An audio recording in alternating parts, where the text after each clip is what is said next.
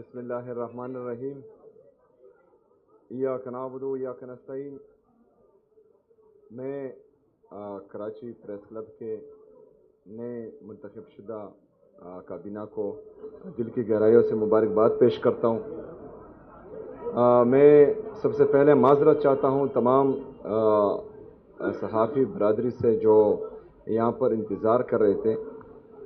دراصل ہم تو چاہ رہے تھے کہ جلدی آئیں اور ہمارے باقی پروگرامز بھی تھے، لیکن راستے میں جو کراچی کی عوام نے ہمارا ویلکم کیا اور جس تعداد میں وہ نکلے اور جس جوش جنون جذبے کے ساتھ انہوں نے ہمیں خوش آمدید کہا، تو رش زیادہ ہونے کی وجہ سے تقریباً یہ ایئرپورٹ سے یہاں تک کا فاصلہ جو ہے ہم نے تقریباً 6 گھنٹے میں طے کیا۔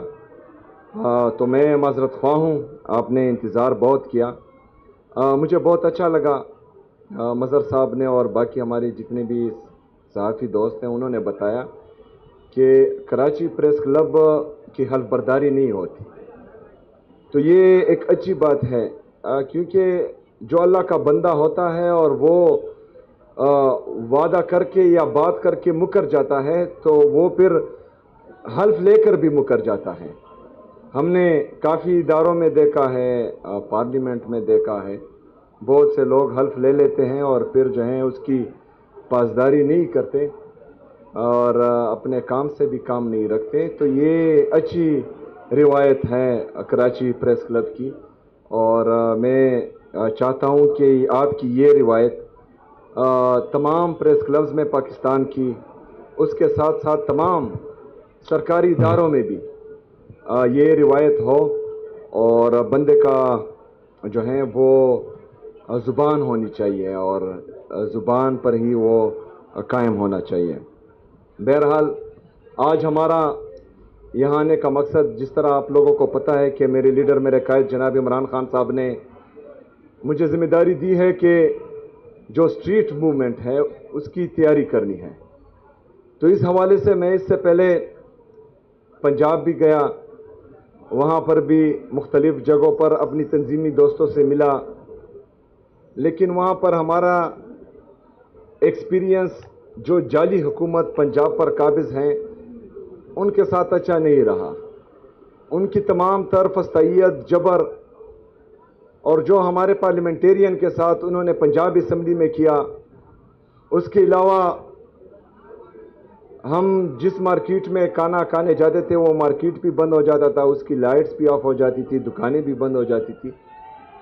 تو انہوں نے یہ روایت وہاں پر جو ہے ڈالی تھی اور ہمیں بالکل اچھا نہیں لگا تھا ان کا وہ رویہ۔ ابھی اسی سلسلے میں عمران خان صاحب کی ہدایت کے مطابق اسٹریٹ موومنٹ کی تیاری میں صوبہ سندھ کے کیپٹل کراچی میں آیا ہوں اور یہاں پر مختلف اضلاع کا دورہ انشاءاللہ تعالی کروں گا، اپنے تنظیمی دوستوں سے ملوں گا۔ ہم نے جلسے کے لیے اپلیکیشن دی تھی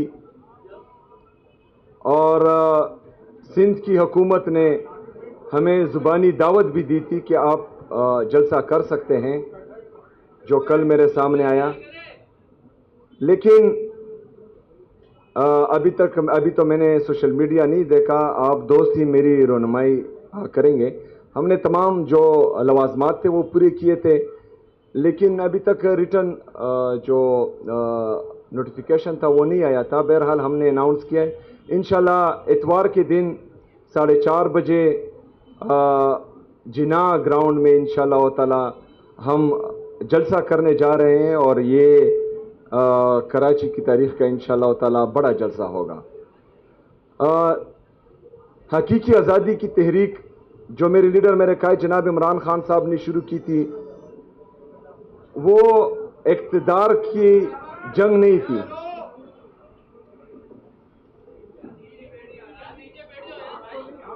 مجھے نہیں وہ اچھا، وہ اقتدار کی جنگ کے لیے یا اقتدار پانے کے لیے وہ حقیقی آزادی کی تحریک نہیں تھی۔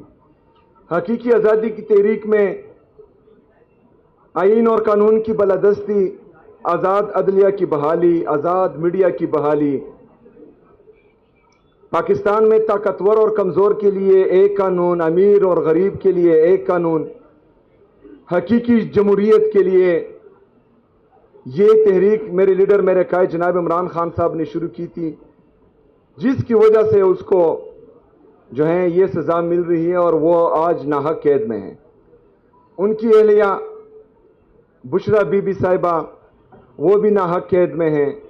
हमारे बाकी असीरान उनको भी जो है नाहक कैद में डाला हुआ है। इमरान खान साहब की बहनें जो गैर सियासी हैं और वो सिर्फ अपने भाई से मिलने के लिए हर मंगल अडियाला जेल जाती हैं और उनको अपने भाई से मिलने नहीं दिया जाता। जो बुनियादी